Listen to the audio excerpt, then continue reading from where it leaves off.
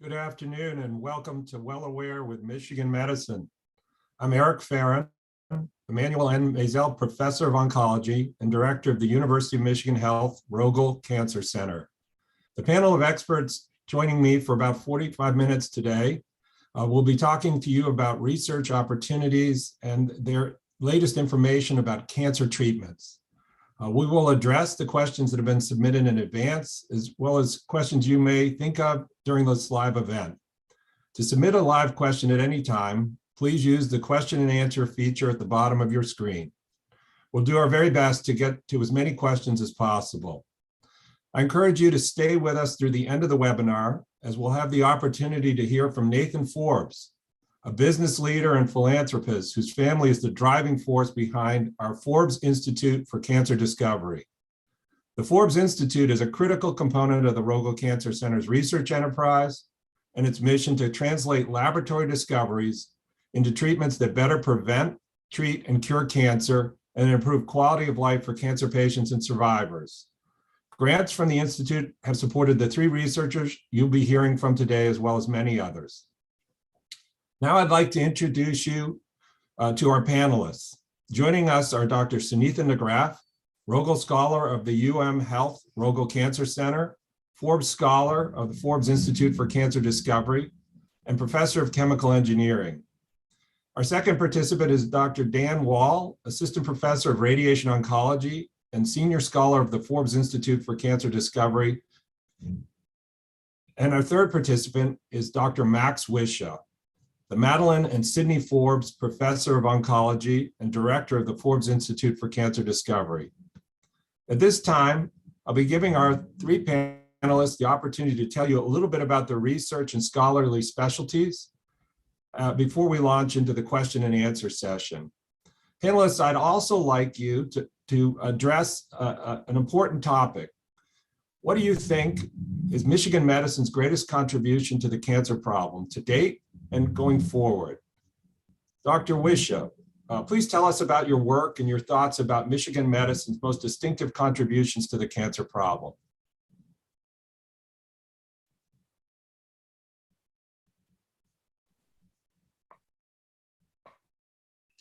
Thanks very much, Eric, and it's a pleasure to be with you today. It's also been a great honor and a privilege to be the director of the Forbes Institute for Cancer Discovery. My own work as a physician scientist has been focused in the area of breast cancer research. Our laboratory discovered that not all cancer cells are the same, and some cells that have properties of stem cells actually drive the malignancy, metastasis, and treatment resistance. I think as a breast medical oncologist, it's truly been outstanding and wonderful and somewhat surprising how much progress we've made over the last decade. Many women who would have died of breast cancer are now being saved, and many more have breast cancer being turned into a chronic disease. I think one of the great things about the University of Michigan Cancer Center and the Forbes Institute is the tremendous talent from across the university. And I think some of our major contributions have resulted from interactions between different schools in the university, as you'll hear some examples today in the Forbes Institute. As we've decided on which projects to provide resources to and funding from the Forbes Institute, we choose projects that involve teams from across the university that have the greatest potential to directly impact our patients. And we've had a number of successes, and we look forward to the future with many exciting things to come in the years to come. Now we'll be hearing from Dr. Wall.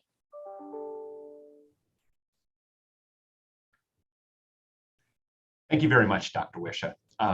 My name is Dan Wall. I'm an assistant professor of radiation oncology here at U of M. And like Dr. Wisha, I'm a physician scientist. I take care of patients in the clinic, specifically those who have brain tumors. I also run a research laboratory where we are focused on developing new ideas to overcome treatment resistance in aggressive brain tumors. I was very fortunate to receive research support from the Forbes Institute early in my faculty career. We had an idea that small molecules inside the cell called metabolites, things like amino acids or sugars, made brain tumors resistant to our current therapies like radiation and chemotherapy. The Forbes Institute supported and invested in these ideas, and over the last couple of years, we've spent a lot of time and effort understanding these links and then turning them into clinical trials. And so right now we have open a clinical trial for patients with aggressive brain tumors where we try to block these metabolic pathways to make our treatments work better for cancers like glioblastoma.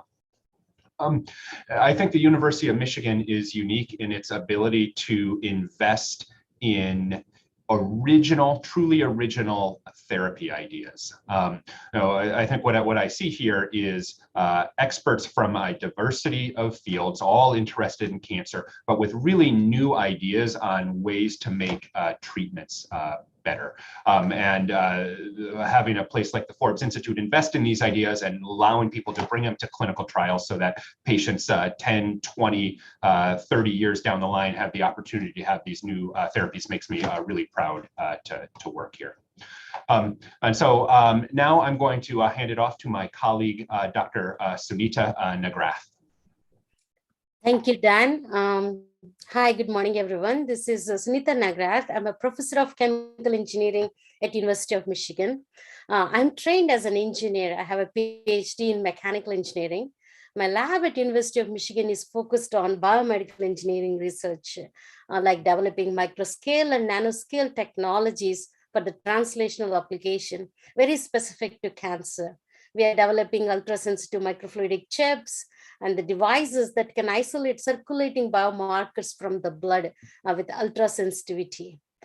These devices are like really, at the cutting edge engineering, but also highly translational, such that we could study the circulating biomarkers from the blood to enable frequent biopsies from the blood in a non-invasive manner. I also co-direct Rogel Cancer Center's core on single cell analysis, and I'm also a co-lead on a nascent program on a campus that's called single cell spatial analysis, which is a part of a large biosciences initiative across the campus. Why I'm telling this is the real strength of our cancer center. Because when I was looking for, in fact, faculty positions a decade ago to join a nurturing research environment, I interviewed at several places. However, University of Michigan was the only place where the cancer center director took time to meet with a faculty candidate from engineering, and he had a time to listen to me and contributed towards my startup funds. And let me remind you, I was interviewing for an engineering department faculty position. This made it obvious for me that the Cancer Center here strongly believes in collaborative interdisciplinary science that breaks down the barriers, I think, which is a key to finding cure in our fight against cancer. 10 years fast forward, you could see that we have made significant progress in liquid biopsy. And I'm really excited to be here. We are the only cancer center, across the country. If you count on your fingers, you can find very few cancer center where engineering faculty co-leads programs or directs programs within the cancer center. This reflects the commitment of Cancer Center for excellence and breaking those silos. Thank you very much. I'll hand it back to Dr. Ferran, who will lead us into the question and answers portion of the section. Thanks so much, Dr. Nagrath, and thank you, Dr. Wisher and Dr. Wall, for joining us today. It's really an honor to have you here. So I want to thank all of the audience participants for joining us today. We're really fortunate to have these amazing Forbes scholars and specialists here to provide their expert opinions and advice on a range of issues related to the cancer problem overall. We will now start to address some of the questions that have come in. I'd like to note at this time, however, that the presenters are not able to give direct patient recommendations, but they can give general advice in response to the questions. So some of these questions, again, I think are going to be really important for everyone who's participating, and there are some insightful questions. So I want to thank those who've submitted them. So I'll pose this first question to Dr. Wisha, but then perhaps Dr. Wall could also comment. What potential does immunotherapy have to one day treat and eradicate prostate cancer with more favorable outcomes as compared to today's more invasive forms of treatment, radical prostatectomy, radiation therapy? Max, would you like to offer a response, and then perhaps Dr. Wall could follow up after your comments? Well, I think it's fair to say that the introduction of immunotherapy to cancer research has completely revolutionized this field. For many cancers that were previously untreatable, like melanoma or some forms of lung cancer, where we had very few treatment options, now new immunotherapies, particularly checkpoint blockades, have made a dramatic impact, with some patients actually being cured by these immunotherapies. Unfortunately, for other tumors like prostate cancer, the results have not been nearly as good. And at the Cancer Center, we're devoting a tremendous amount of research to understanding why is it that some cancers respond so well to immunotherapy, whereas others do not respond as well. In prostate cancer, much like in breast cancer, we used to think immunotherapy had really very little role, but now we're really understanding that it does have a role, and there may be potential to actually develop new ways of making the cancer cells, like in prostate cancer, more recognizable to the immune system. So we're doing a lot of research in that area, but prostate cancer has been a difficult one to attack with immunotherapy. Great, thanks so much, Max. Dan, would you like to offer some comments about maybe the complementary nature of these approaches versus maybe in some point in the future, even not having radiation therapy for prostate cancer or not having surgery? Yeah, absolutely. So I think Dr. Wisha's points, I completely agree with. Our ability to use immunotherapy depends on the ability of the immune system to recognize that cancer as different from the body. For some cancers, it works well. And for some cancers right now, it does not. And so for an early stage prostate cancer, our current treatments of radiation or surgery, and sometimes radiation with blocking the hormones that make prostate cancer go, are excellent treatments that can be done very safely.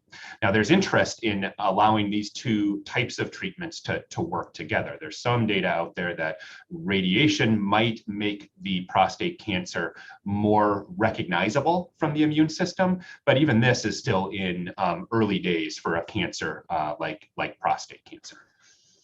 Great, thanks so much, Dan. Dr. Negrath, the next question I think is going to be a great one for you. So the question is there potential for detecting cancers through blood tests? I think it's a very great question and a really relevant question. In today's age of personalized precision medicine, I think the more and more we are depending on molecular profiling of tumors.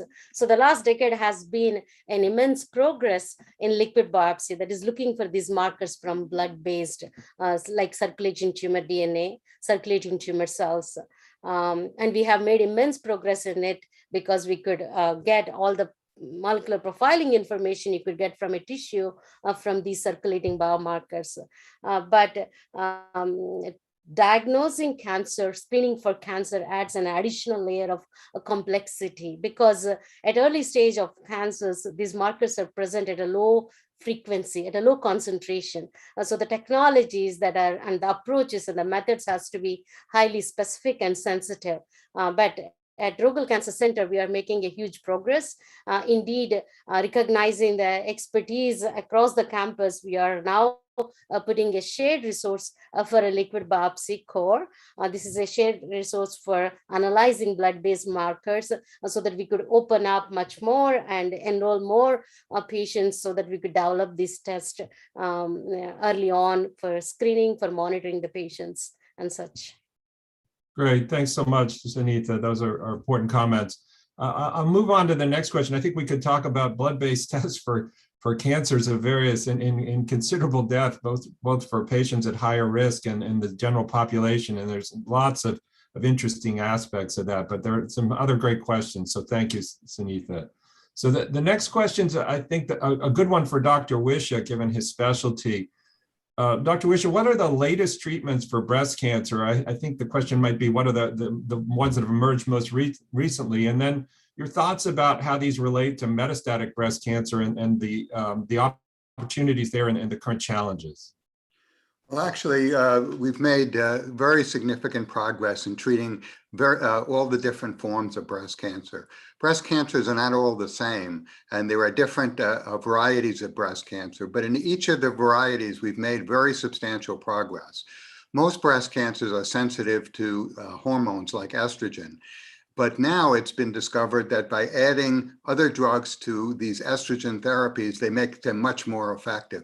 And patients, even with metastatic breast cancer with these new therapies, are now living at least twice as long as they did before, with an excellent quality of life. The kind of breast cancer that is driven by a growth factor called HER2 was once the most lethal breast cancer that we had. It was a very aggressive breast cancer. And over the last 5 years, there have been a series of new medications that specifically target this HER2 positive breast cancer. And it's really been a remarkable turnaround, so that this most aggressive form of breast cancer, now we actually see sometimes cures even in metastatic disease, which was really unheard of before. The toughest frontier is the so-called triple negative breast cancer. And those are breast cancers that don't respond to hormones or the HER2 therapies. And there, the biggest advances actually have been in immunotherapy, because even though it was thought that immunotherapy was not effective against breast cancer, what is now apparent is that if you combine immunotherapy with chemotherapy, that triple negative breast cancers can benefit from this therapy. So as a result of all of these additions, we're seeing marked decreases in the death rate of breast cancer, and it's really gratifying to see that. Terrific. Thanks so much, Max. I'm going to pose the next question jointly. We'll hear first from Dr. Wall and then from Dr. McGrath, because I think the specific cancer types asked about are relevant to the work that both of you have done. And the question is, why are advances in some cancers, such as pancreatic cancer and brain cancer, seemingly and in reality, not just seemingly, to lag behind in terms of diagnostics and treatment approaches? So Dr. Wall, maybe you could comment first, given your knowledge about both of those, but maybe about brain cancer, and then Dr. McGrath, maybe your thoughts about diagnostics and therapeutics for pancreas cancer. Thanks, Dr. Fearon. Yeah, so I think this is an excellent question, and has astutely noted that pancreatic cancer and aggressive brain cancers like glioblastoma, our progress has been slower than we would have liked. And the question is why. We've done so well with so many other cancers. I'll speak to mostly brain cancer, as that's my research and clinical specialty, but this is kind of true for pancreatic cancer as well. I see two main reasons why the progress has been slower than we'd like for cancers like glioblastoma. And the first is the idea that cancers are heterogeneous.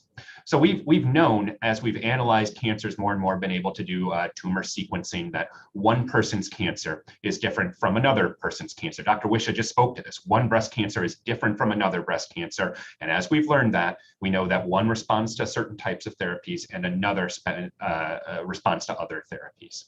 But what we are just starting to understand now is even within one person's cancer, part of it is different from another part, is different from another part. So you could imagine that there are dozens of different cells within one cancer that could all respond to different treatments. And if we have one treatment that is only going to work on 10% of a patient's cancer, well, gosh, it kind of doesn't matter, because the rest of the cancer is going to grow.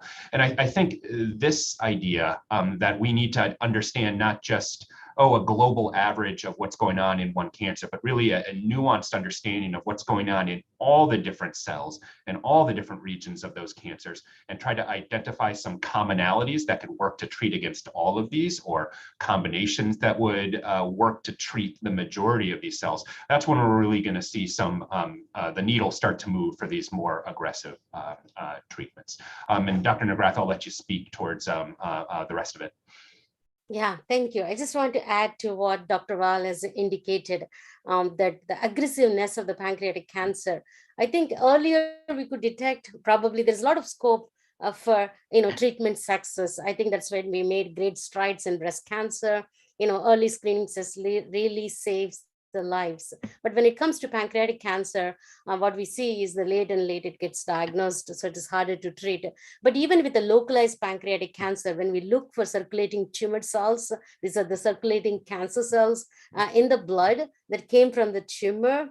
There are plenty. And these cells are really more stem-like cells.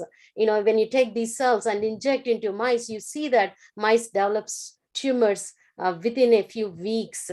And so it's such a most aggressive cancer. I think that really speaks to the pancreatic cancer, and also the heterogeneity of these cells. If you just treat them with a traditional chemo or radiation, you still see the cells left behind. So it really speaks to that. We need to really target the heterogeneity of this tumor. But also these are very aggressive cancers, and they start disseminating very early on. So early detection here is the key, and the blood-based test can make a difference here. Great. Thanks so much, Dr. McGrath and Dr. Wall. Obviously, as you indicated, I think there's tremendous activity here in the Rogel Cancer Center and the Forbes Institute for Cancer Discovery in some of these areas, and we hope to make some significant strides in the upcoming years. And I think those will really improve outcomes and quality of life for patients and survivors for these devastating cancers. Dr. Wisha, then the next question I think builds on circulating tumor cells that Dr. McGrath mentioned.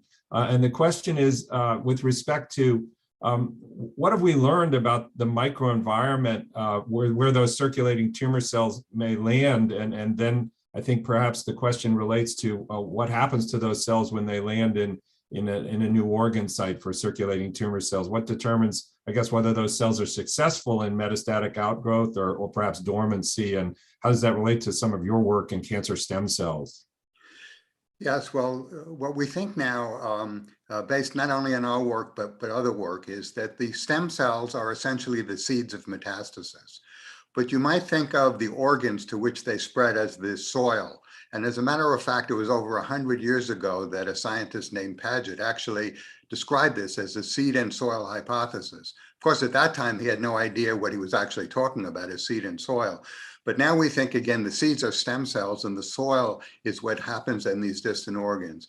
And we're studying this in great detail because it turns out that the seeds and the soil interact with each other. And each of these cells affects the other cell populations. And that probably explains why patients with different types of cancer get metastasis to different organs. For instance, in breast cancer, when a metastasis occurs, it often occurs in the bone or lung or liver. In prostate cancer, almost always, if it spreads, it goes to the bone first. And so we're trying to understand why it is that these tumor cells metastasize to those organs. The other thing is that once it metastasizes to these organs, in some cancers like pancreas cancer, it starts to grow right away. And that's why these cancers are so aggressive. In other cancers like breast cancer, particularly those that are sensitive to hormones, the cancer cells may lodge in the bone and sit there for years. And we're studying this now because we're trying to explain why is it that a woman who has breast cancer and we think is cured, 15 or 20 years later, may get a recurrence of the same cancer. And we're trying to now figure out what is it that changes after these 15 or 20 years. We think it's the environment. And so we're studying things in the environment like the immune system to study what makes cells dormant and what makes them come out of dormancy. Our hope is to be able to develop therapies to hit these stem cells so that we can actually remove these dormant seeds that are just sitting there, and that would prevent relapse in these patients.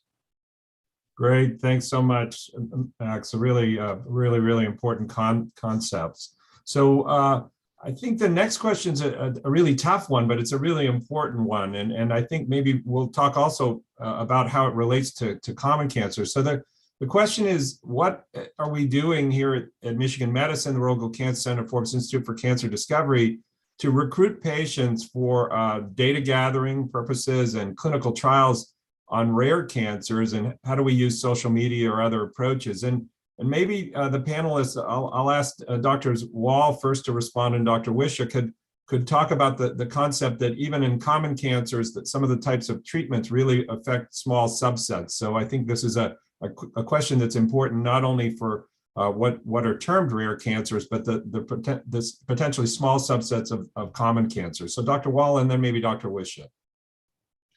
So I think this is it's an excellent question, and I'll speak from our own experience opening clinical trials for patients with glioblastoma, which is despite being one of the most common aggressive brain cancers, is still a relatively rare cancer compared to things like prostate cancer or breast cancers. We had an idea that this metabolic inhibitor might make radiation work better. We said, okay, let's open a clinical trial. So barrier one was writing the clinical trial and getting it opened, and that required quite a bit of work for this to make this happen, and funding from places like the Forbes Institute. Once that barrier was overcome, then we have to recruit patients and make sure they know that this clinical trial exists.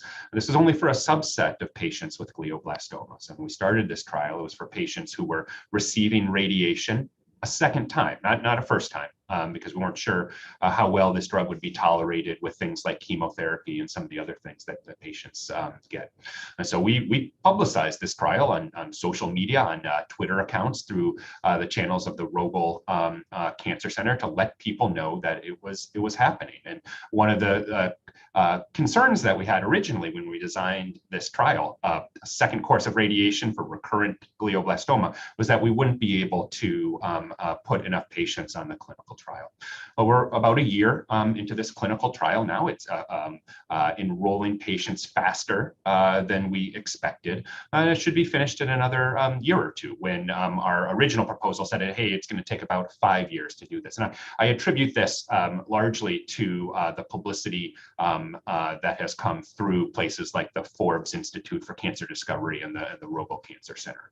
And so the trials have to be open, and then the word has to get out there. Okay, well, I'll tell you about 2 rare cancers that resulted from interactions with football coaches.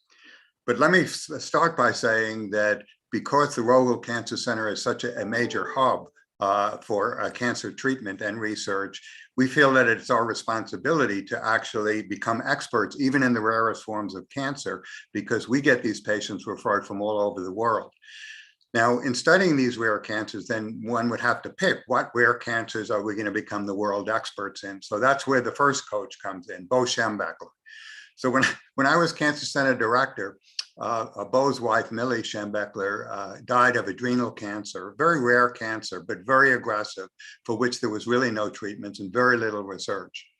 And Bo came to me and he said, Doc, what would it take to make University of Michigan the best cancer center in the world for adrenal cancer?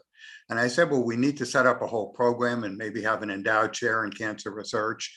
And he said, what would it take? And I said, well, about $5 million to do that. So he started putting on fundraisers, and all of the NFL players would come back once a year. And sure enough, he raised $7.5 million for adrenal cancer research. And we recruited Gary Hammer, who's still at Michigan, and become the world leader in adrenal cancer research. And he set up the adrenal cancer research program at the Rogel Cancer Center, which now is the world's leading center for adrenal cancer research. About half of all the adrenal cancer patients in the country come to the University of Michigan, and it's the center for worldwide clinical trials. The second example that involves the football coaches is Lloyd Carr. And as many of you know, very unfortunately, his grandchild, Chad Carr, died of a very rare form of pediatric brain tumor called DIPG. And it was very much the same story. Of course, it was a devastating event, and the family really wanted to know, why wasn't there more research in this kind of cancer? And so Lloyd Carr then, along with Tammy Carr, the mother, started to put together a brain tumor center. And they raised a total of $30 million for a brain tumor center, pediatric brain tumor center at the Rogel Cancer Center. And now we're one of the world's leaders in pediatric brain tumors. And this is another example of that here. And it shows why philanthropy is so important. And it also shows the kind of things that one can do at a cancer center that you can't possibly do at a smaller institution. Great, thanks so much, Max and Dan, for those really important comments. Again, I think a great question from our audience, and we're grateful for your question. Next question, maybe I'll direct at Dan since he's the most clinically active of the panel right now.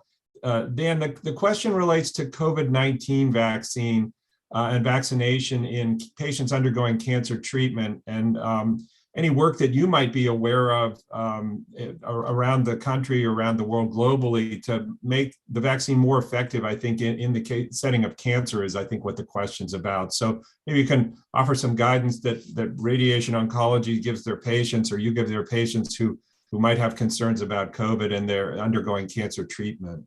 Sure. Thanks, Dr. Farron. So I guess the first thing I'll note is that for any cancer patients out there, the best way to get this question answered would be a one-to-one discussion with your cancer physician who knows your case and what specific treatments you are receiving, because there are some cancer treatments that are likely to impact the effectiveness of the vaccine and make it less effective.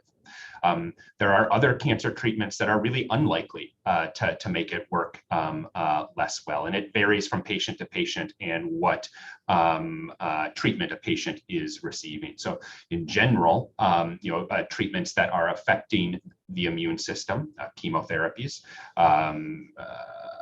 our clinical trial drug might make the vaccine less effective. And so talk to your doctor about that. See if you need a booster shot. And some people might need a booster shot in addition to that one. There are other treatments. Surgery for a small cancer that doesn't require additional treatment or chemotherapy, where the impact to vaccine effectiveness would be expected to be minimal. And so have a discussion with your cancer doctor and make a decision based off of that. Great, thanks so much, Dr. Wall. So Max, there's a follow-up question related to cancer stem cells, and the question is really about when will we have therapeutic approaches that might more precisely or specifically target cancer stem cells, or as you know well, the sort of plasticity of cells, even cancer stem cells and their ability to shape shift. Well, we're developing new approaches to specifically target cancer stem cells.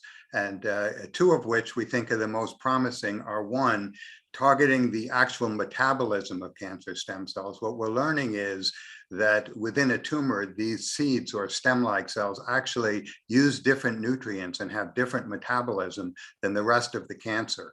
And we're now using ways of blocking these pathways of metabolism. You know, you probably heard that cancer is 200 different diseases, and within each disease, everyone is different. And to some extent, that's true.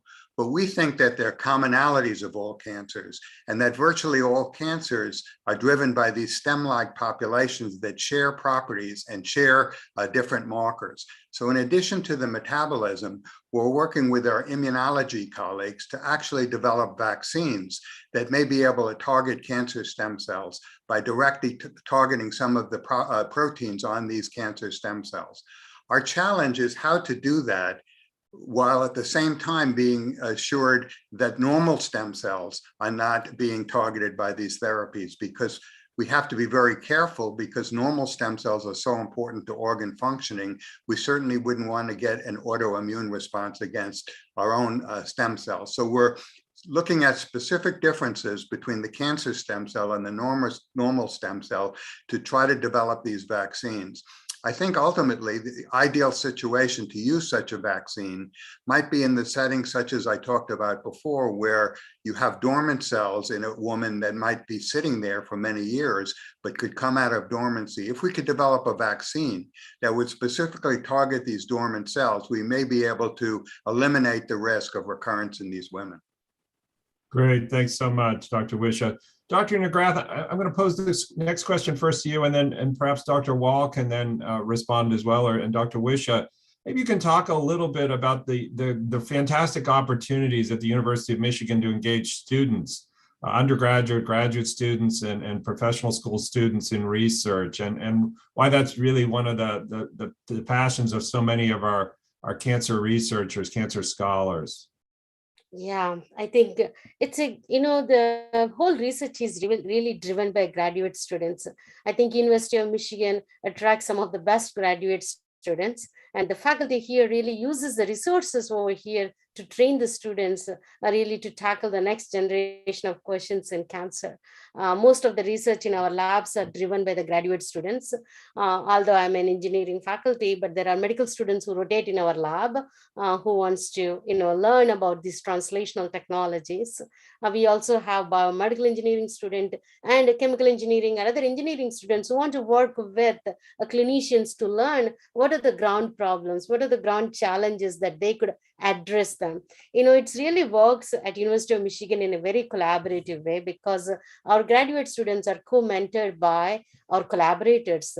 So if I have a graduate student in engineering, like Max served on a lot of my graduate students' thesis committee. So we get that input from the clinicians so that we could address these niche challenges in cancer with the state-of-the-art technologies. So the graduate students have the opportunity to the best of the resources and a lot of different interdisciplinary mentoring that brings clinicians, biologists, and engineers together so that they are trained in a very multidisciplinary way. And we open our labs to a lot of undergraduate students. I think we believe that training our students in the best possible way is creating the next generation of scientists who could tackle these problems and the future problems in better way. So a lot of undergraduate students come through our labs. They get trained in our labs, and they went on to go to medical school or they went on to go to graduate school. The support from the Cancer Center, like a Forbes scholarship, it really helps because then we could fund the undergraduate students who was working in the lab for a summer, or the graduate students are supported through fellowships. That really helps. And I think this is a very nurturing environment for graduate students to get trained. Great, thanks, Dr. McGrath. Maybe we'll just hear a couple comments from Dr. Wall, who holds 2 degrees from the University of Michigan himself, and he can maybe offer the perspective as a student here and then now with a faculty member who's deeply engaged in training the next generation. Yeah, thanks, Dr. Fearon. So the reason I get to do this job is because, professors opened their doors to me when I was a student. It started in college, and then when I was doing my PhD and medical school here at U of M. And I got to see a diversity of labs doing wildly different science, choose what really compelled me, and then narrow in on that for my medical career. And I think it's my obligation and an investment to the future to be able to do that same thing for undergraduate and graduate students here. And so it's an absolute delight to have bright, motivated undergraduate students with their whole careers in front of them coming in and working with our laboratory members. Thank you. Great, thanks, Dr. Wall.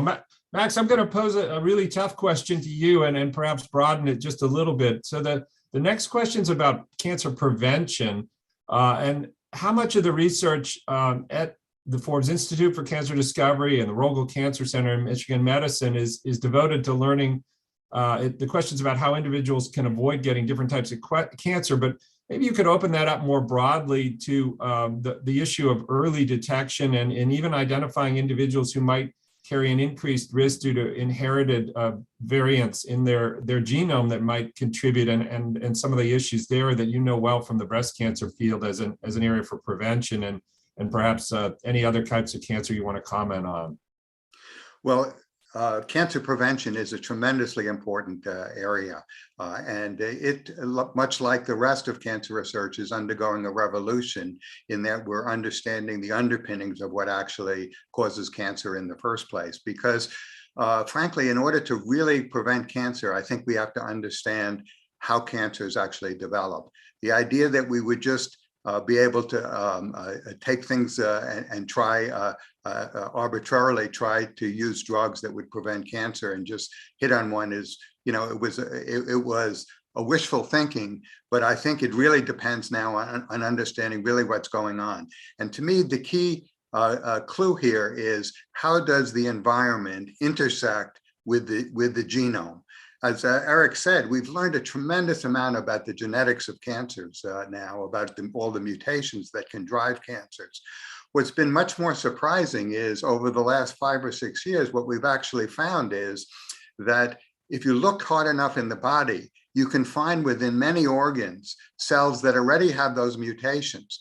So all of us probably have these mutated cells sitting in our body, but only certain of us develop cancers in those organs. Why is that? We think now that there has to be, that these mutations are necessary but not sufficient. That is, you need something in the environment acting on these genetic mutations to actually trigger the cancer. And understanding that can lead to specific ways of preventing the cancer, particularly with interfering with how the environment interacts with these genetic changes.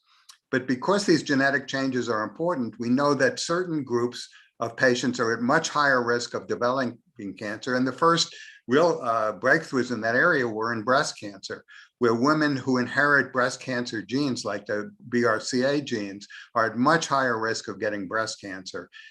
And there, the strategies up to recently were only either to remove the breast or to do surveillance of the breast. But now we're working on developing new strategies that may be able to prevent cancer even in these high-risk populations. So it's a very active area of research. We have specific research programs in the Rogel Cancer Center specifically devoted to cancer prevention, and they're making really lots of progress. Great, Max. Max, maybe you could just offer a few clarifying comments, because the word environment might mean to some folks broadly thinking of the exposures that they might receive from lifestyle or dietary or other agents that are out there, broadly speaking, in the environment. But I understood you to mean meaning really in the patient's tissue local environment. Was that largely the environment you were trying to emphasize, as sort of the notion maybe of inflammation or other factors in that environment? Or were you asking us to think broadly about environment? Well, it's a very good question. And I think the two are actually intimately related, because I think that lifestyle and diet affect the local environment in the developing tumor. So the two are really very interrelated. And I'll give you a good example of that. Exercise. We know that actually exercise can prevent cancers. And now some good studies are coming out showing how this actually works in breast cancer. And what it appears is that exercise reduces inflammation. So it reduces inflammation in the tissue, and it's the inflammation in the tissue that's driving the cancer on cells that have the right mutations. So as we understand that, we may even be able to intervene in ways that we know are good for the patient, like having more exercise and some of the things we're learning about nutrition. And a healthy lifestyle could probably prevent a number of cancers. And now we're finally understanding why that is. Great, thanks so much. Dr. Wall, I'm going to follow up with a question to you, since you're an expert in metabolism. So there was a question here about the notion that sugar, I think they mean sugar in the diet, might play some fueling or sustaining role in cancer initiation and its growth.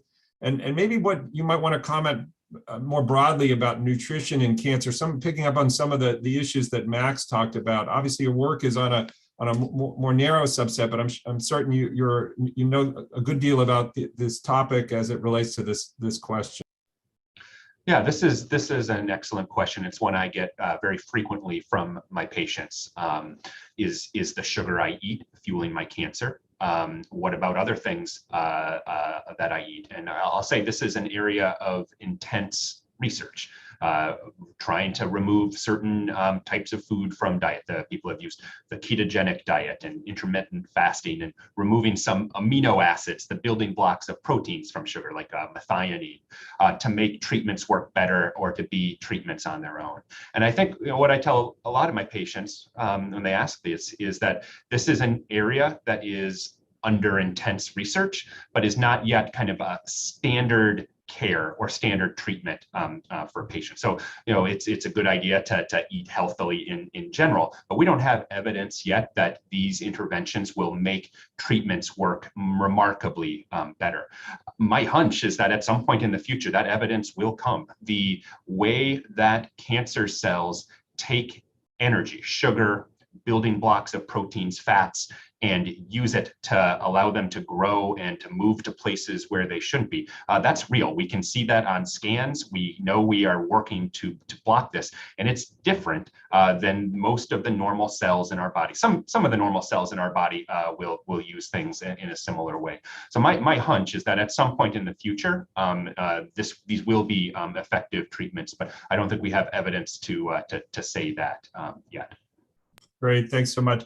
Dr. McGrath has a personal connection to an expert in metabolism in her own household, but we won't have her comment on those issues. Dr. McGrath, there's a question here about blood testing for pancreas cancer, and you made some comments on the notion that it's some of the cancers that we find even at localized stages have circulating cells, but maybe you could comment broadly on both the other analytes, the other materials in the blood, DNA, extracellular vesicles, and proteins, but also the challenges as Dr. Wish and Dr. Wall and you know well around if we find something, but then our imaging approaches don't tell us there's a cancer there, what do? We find ourselves in that conundrum. So maybe you could talk about that for pancreas cancer just a bit more. Sure. I think we made a lot of effort and progress in looking at circulating markers in pancreatic cancer.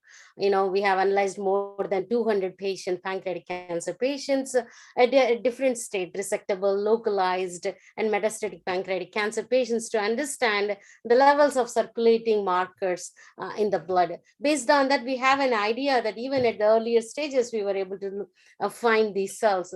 Then we thought, okay, let's step forward and see, can we find these circulating markers in high-risk individuals, like subjects with the familial history of pancreatic cancer. So currently the efforts are underway to look at these circulating markers, circulating tumor cells, for example, in these high-risk individuals.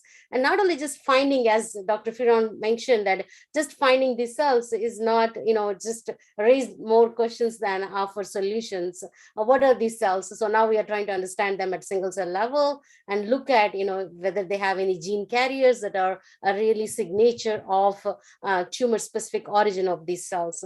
Along with it, now we also have a really extensive efforts in looking at other biomarkers, not only just the cells. So if you combine, it's a multimodal biomarker study, so that we are not just depending on one marker in this high-risk population, but can we look at circulating tumor DNA, circulating tumor cells, and also extracellular vesicles or also exosomes, which could carry these tumor-specific nucleic acids within their cargo, like proteins and nucleic acids, and analyzing these needs special techniques, but we made so much progress, and now we have the ability to analyze all these three streams, circulating tumor DNA, exosomes, and circulating tumor cells, to develop a multimodal test that could really stratify these high-risk individuals.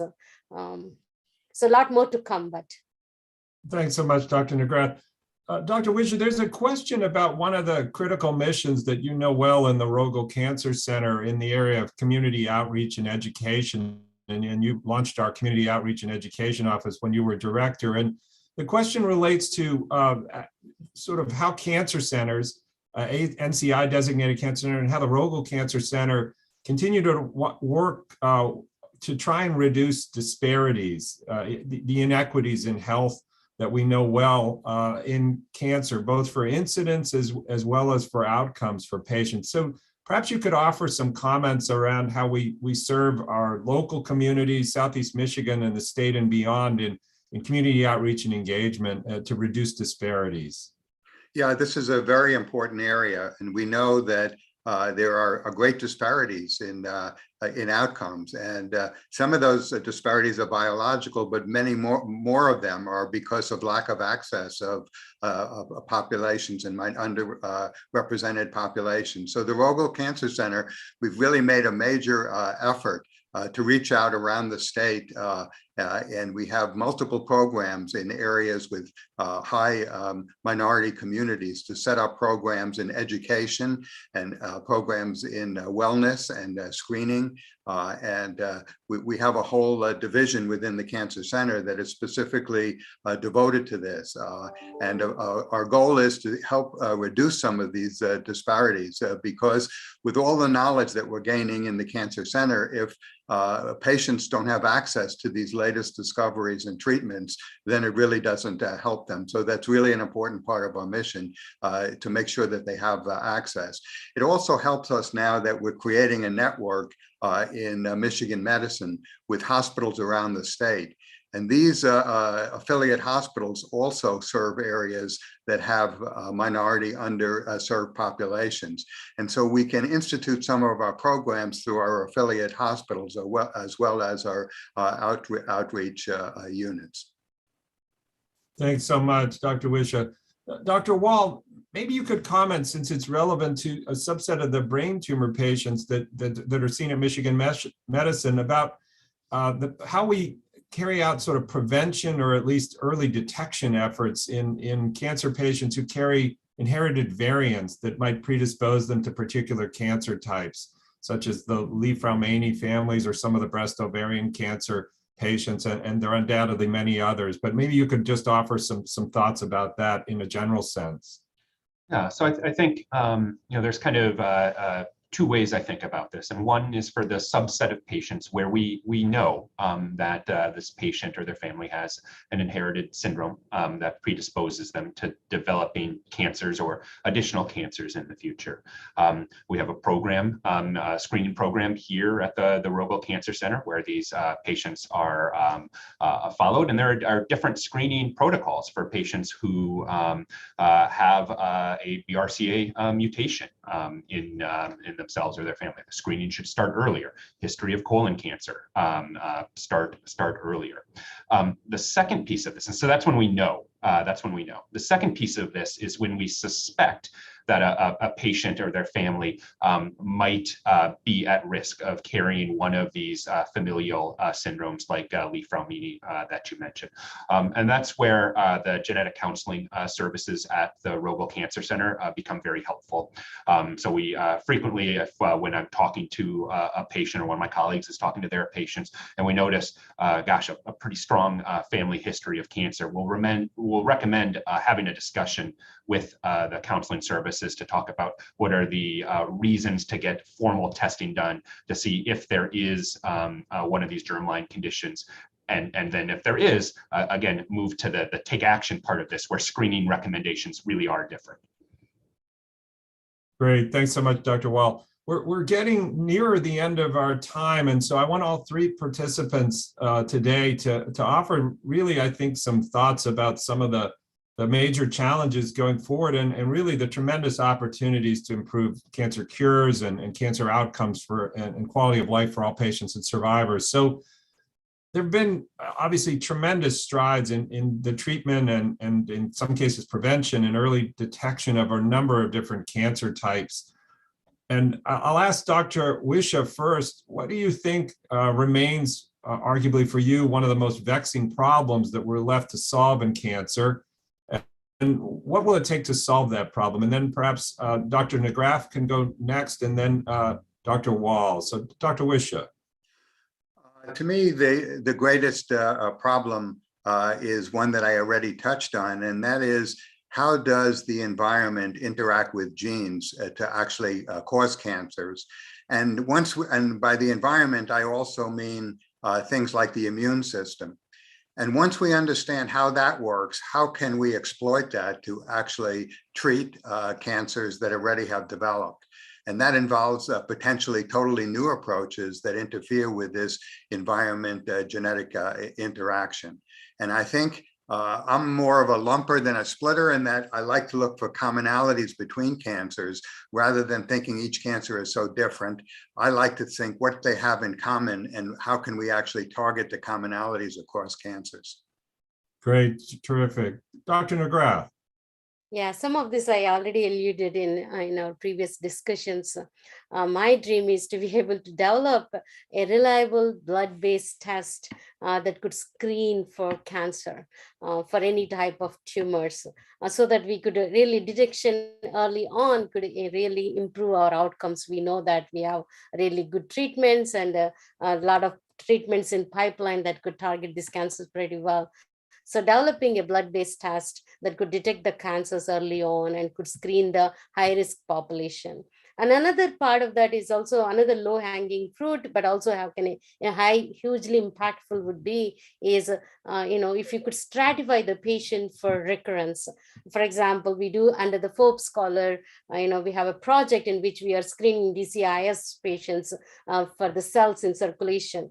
Can we stratify these DCIS patients so that we could identify the risk for recurrence later on, 10 years down the road, so that we can intervene early on. So having those could be a huge game changers. Great. Maybe in the last 30 seconds, Dr. Wall. Sure. So I think, for a lot of patients and a lot of cancers, we have treatments that work and work well. And one of the big barriers is how do we get those treatments to the patients who need them, who don't have access to the medical system. There's a huge area for improvement there.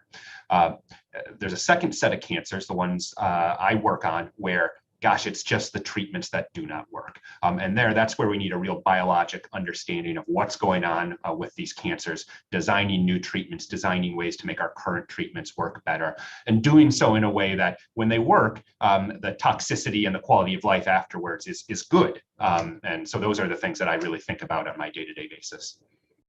Great. Thanks so much, Dr. Wall. And I want to thank all three of our panelists, Drs. McGrath, Wall, and Wisher, for your thoughtful and insightful answers to the audience questions. The session's certainly been enlightening for me, and it's, I think, been a great opportunity to showcase the incredible work being done by our team at the Forbes Institute for Cancer Discovery and the Rogel Cancer Center. Next, we're so very pleased to hear from Nathan Forbes. He's a wonderful advocate and a thoughtful partner as we see the impact of the Forbes Institute steadily growing. Nate.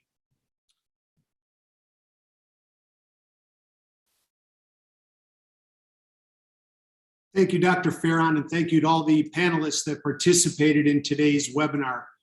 Our journey started a little over 4 years ago with Dr. Wisha, and the road to high risk, high reward cancer discovery is hard and arduous. It has become our mission, our passion, and our social responsibility.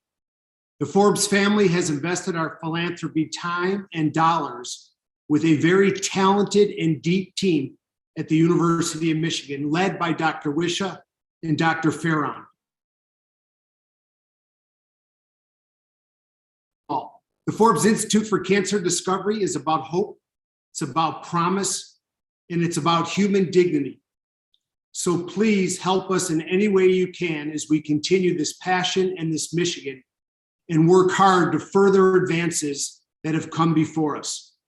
Thank you for letting me address you today, and know we are putting our dollars and efforts and talented people to work to try to solve these very, very complex issues. So thank you, Dr. Farron, and all the panelists today. Thank you. Thanks so much, Nate. We're really appreciative of you being here with us today and your exceptional passion for ending cancer. We're really grateful to you and your family, Sid and Maddie, and all of their support.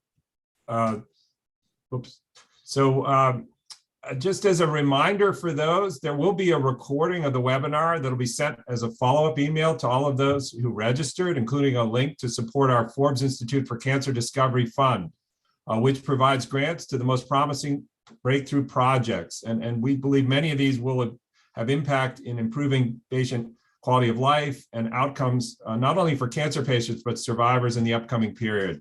We'll hope you all consider contributing to this effort as the faculty and staff at Michigan Medicine work ever harder to provide outstanding care.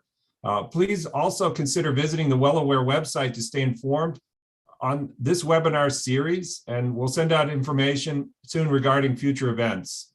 Please stay healthy and safe. Thank you, and go blue.